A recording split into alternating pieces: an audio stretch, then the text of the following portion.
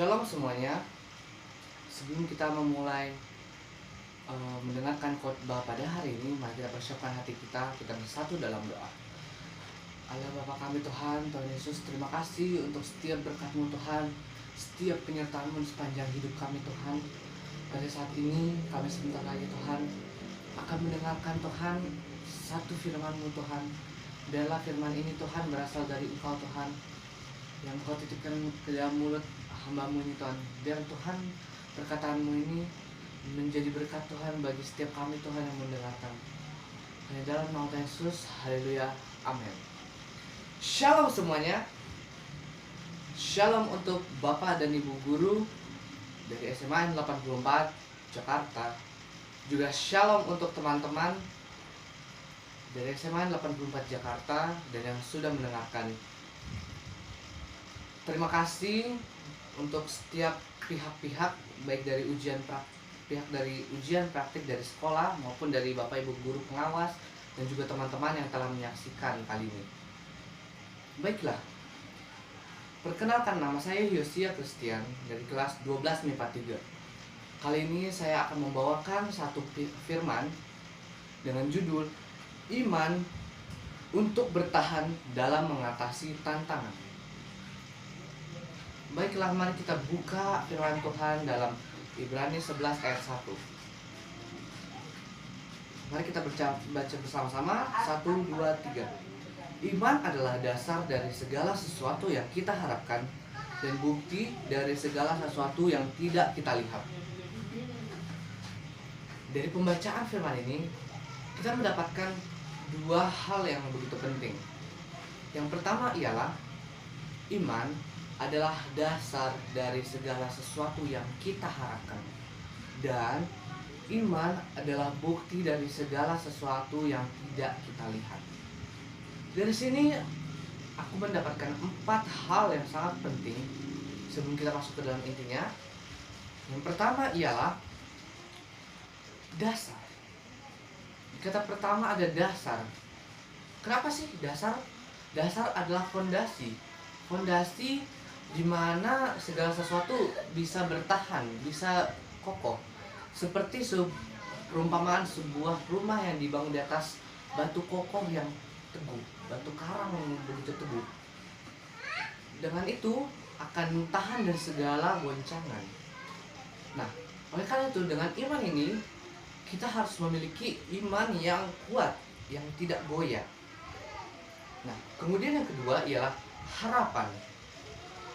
Apa yang kita harapkan? Yang kita harapkan itu adalah goalsnya, tujuan kita. Dengan iman ini, dasar ini, kita punya fondasi, pijakan untuk melangkah menuju kepada harapan kita. Yang ketiga ialah bukti.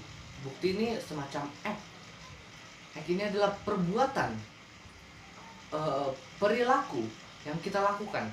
Bukti. Jadi ini bukan hanya beriman. Beriman itu tanpa perbuatan sama dengan hanyalah percaya. Karena di dalam Yakobus ada tertulis, iman tanpa perbuatan pada hakikatnya adalah mati.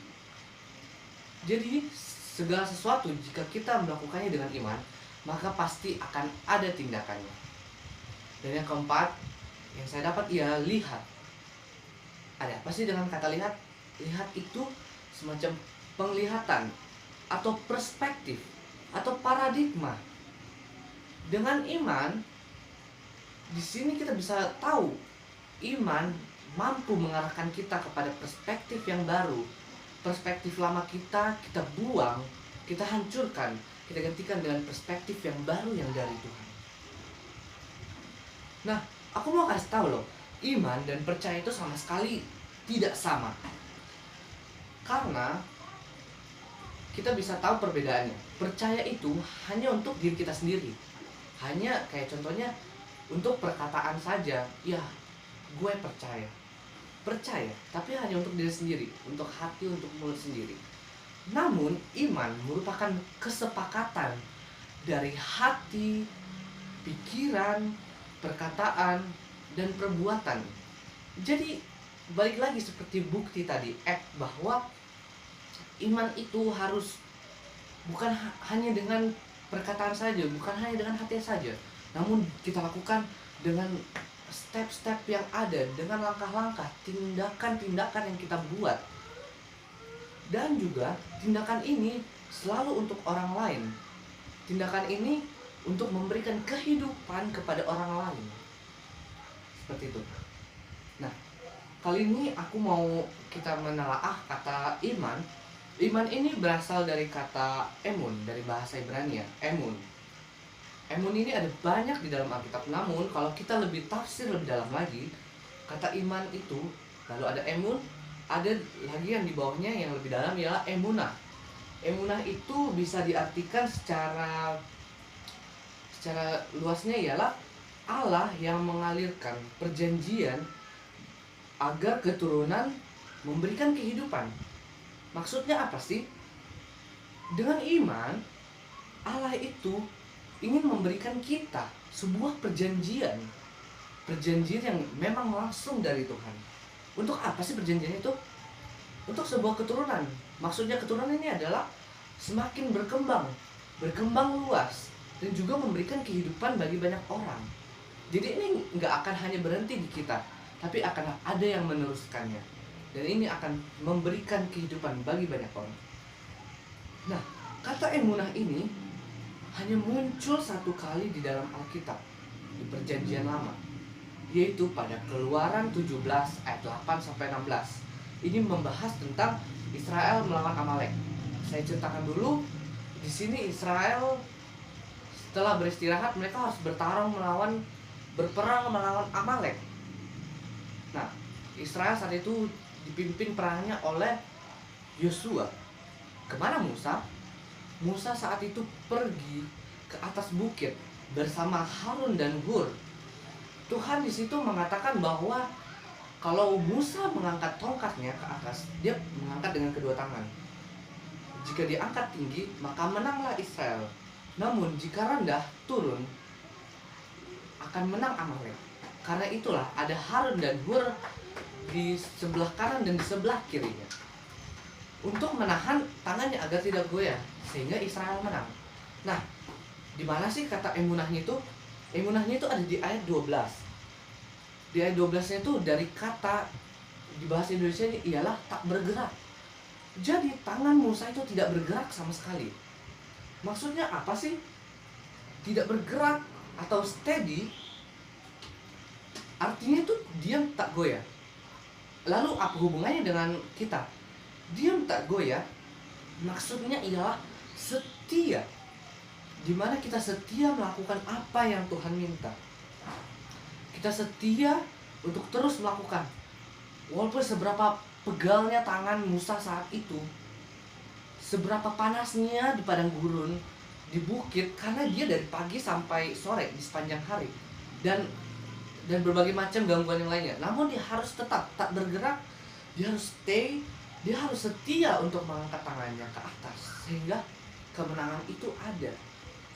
Jadi emunah itu bermaksud bahwa ialah setia gitu loh, steady, diam, nggak bergerak. Maknanya ya setia untuk melakukan semua yang Tuhan suruh hingga mencapai satu titik kemenangan. Nah, kali ini aku ingin memberikan 4 cara iman kita mengatasi tantangan. Ini dia intinya.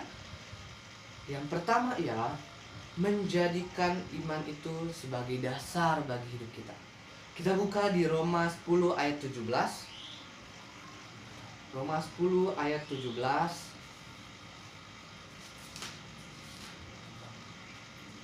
Kita baca 1, 2, 3. Jadi iman timbul dari pendengaran, dan pendengaran oleh firman Kristus. Lalu setelah kita baca ini, apa sih yang kita dapatkan dari ini? Firman itu melalui pendengaran akan firman Kristus. Maksudnya ialah bahwa dengan kita selalu mendengarkan firman Tuhan, kita akan mendapatkan sebuah pemahaman yang baru, memiliki dasar yang baru tentang firman Tuhan. Dan juga ini tidak akan menjadi sebuah yang sia-sia, Karena dengan setiap hari kita mendengarkan firman Tuhan, kita akan dibangkitkan imannya. Dengan dibangkitkannya iman, kita akan semakin yakin untuk terus berharap kepada Tuhan. Nah, yang kedua ialah setia dalam perkara kecil. Kita baca di Lukas 16 ayat 10.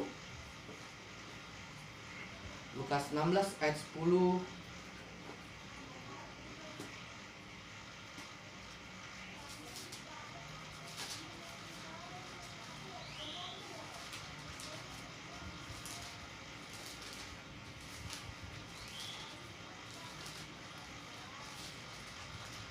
Kita baca bersama-sama ya. 1, 2, 3. Barang siapa setia dalam perkara-perkara kecil, ia setia juga dalam perkara-perkara besar. Dan barang siapa tidak benar dalam perkara-perkara kecil, ia tidak benar juga dalam perkara-perkara besar. Sama seperti emunah tadi. Kalau kita bisa setia pada perkara-perkara kecil, kita diberikan tanggung jawab yang masih sangat sederhana, dan kita mampu melakukannya. Kita setia melakukannya, Tuhan akan percayakan yang lebih besar lagi kepada kita. Tuhan akan memberikan yang lebih baik lagi kepada kita. Karena Tuhan paling ngerti tentang kita dong. Tuhan paling tahu apa yang kita butuhkan dan apa yang kita inginkan. Dan oleh karena itu, di sini kita harus setia dalam perkara kecil. Nah, kemudian yang ketiga ialah pengharapan bergantung pada Tuhan. Kita baca di 1 Korintus 2 ayat 5. 1 Korintus 2 ayat 5. Sama-sama kita baca 1, 2, 3.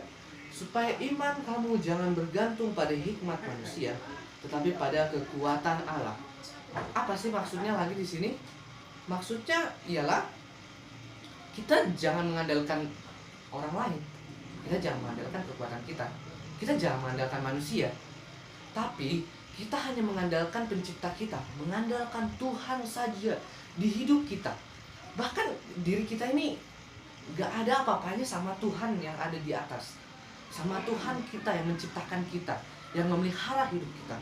Oleh karena itu, kita harus bergantung pada Tuhan. Seperti ada di Yeremia 17 ayat 7. Berbahagialah orang yang mengandalkan Tuhan. Di situ diberkatilah orang-orang yang mengandalkan Tuhan. Karena kalau kita mengandalkan Tuhan, Tuhan akan pasti memberkati kita. Dan yang terakhir, yang keempat adalah atau berlaku kasih. Kita baca di Yakobus 2 ayat 17. Di sini isinya ialah demikian juga halnya dengan iman. Jika iman itu tidak disertai perbuatan, maka iman itu pada hakikatnya adalah mati. So, iman dan perbuatan adalah satu hal yang selalu bersamaan. Iman tanpa perbuatan hanyalah omongan belaka, itu tidak berguna. Juga perbuatan tanpa iman hanyalah sebuah hal yang biasa saja. Oleh karena itu, cara kita untuk menerapkannya, melakukan iman ini ialah dengan berlaku kasih, melakukan tindakan dengan kasih. Kepada siapa? Kepada semua orang. Selain itu, kepada Tuhan. Karena ada Tuhan menuliskan, kasihilah Tuhan Allahmu dengan segenap hatimu, segenap jiwamu.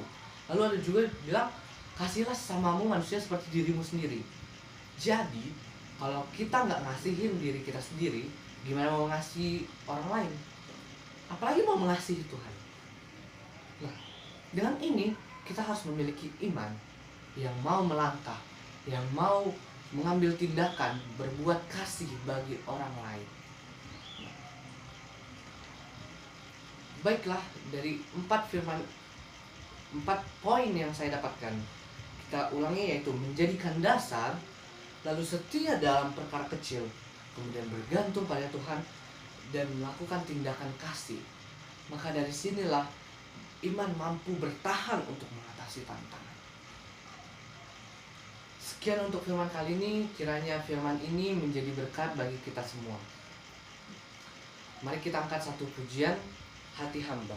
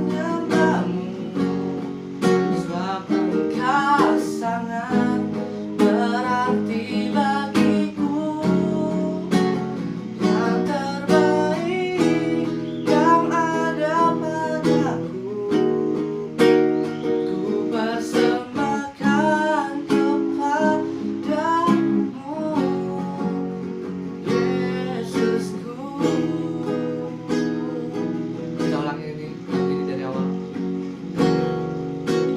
Ku tak dapat lupakan kebaikan yang ku terima, pengorbananmu yang mulia menjadikanku berharga. Oh, oh, kau tulus menerima aku apa adanya. Perbuatan kasih-Mu nyata memulihkan hidupku. Kau bukan Tuhan yang melihat rupa, Kau bukan Tuhan yang memandang harta. Hati hamba yang selalu Kau cari, biar Kau temukan di dalamku. Selama ku hidup, ku mau menyembah-Mu, sebab Engkau sangat berarti bagiku.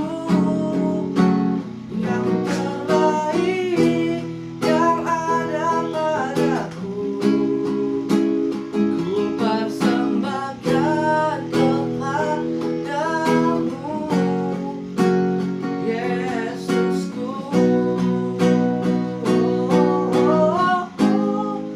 Kau bukan Tuhan yang melihat rupa, Kau bukan Tuhan yang memandang harta.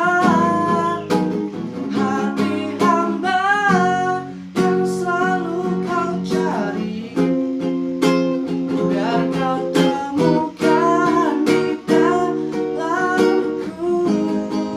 Selama ku hidup, ku mau menyembah-Mu, sebab Engkau sangat berarti bagiku. Yang terbaik yang ada padaku, ku persembahkan kepadamu. Yang terbaik yang ada padaku, yang terbaik yang ada padaku, yang terbaik yang ada padaku, ku persembahkan kepadamu, Yesusku. Mari kita bersatu dalam doa. Tuhan Yesus, terima kasih Tuhan untuk setiap kebaikan-Mu Tuhan. Dari firman ini Tuhan, kami bisa mendapatkan Tuhan bahwa dengan iman Tuhan, kami bisa bertahan Tuhan di dalam setiap goncangan yang ada Tuhan. Biarlah Tuhan firman ini bisa menjadi berkat dalam hidup kami Tuhan, tertanam dalam hati kami, bisa diaplikasikan Tuhan dalam kehidupan kami masing-masing Tuhan. Di dalam nama Yesus, sama-sama kita katakan amin. Tuhan Yesus memberkati.